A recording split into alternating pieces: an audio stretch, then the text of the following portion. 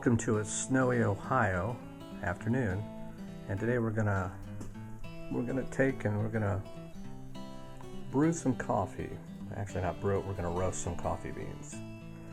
I've got an Orville Redenbacher popcorn popper, a couple of bowls, and then over here I've got kind of a pan, pan used on the grill to kind of shake out some of the husk, and then some bowls to put it in. And I'm using a 5-pound bag of coffee.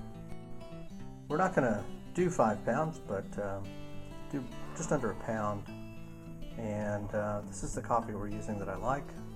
It's a green bean from Ethiopia, a Jimma from the Jimma region. Really good coffee.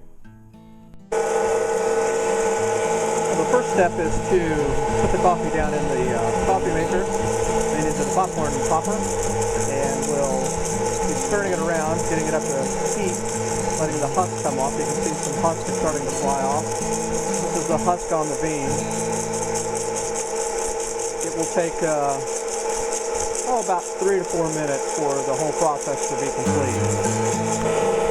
You can see about a minute into it, the husk really flies off the bean. I'm just kind of agitating it in the hot air popper. You can see the husk really flying off. This is the first step in the roasting process. The next process you'll hear is the cracking of the actual coffee bean. And that cracking is the first step, the second step in the roasting process. Important part, this will be the first crack we hear, and then we'll hear a more subtle second crack here in a minute.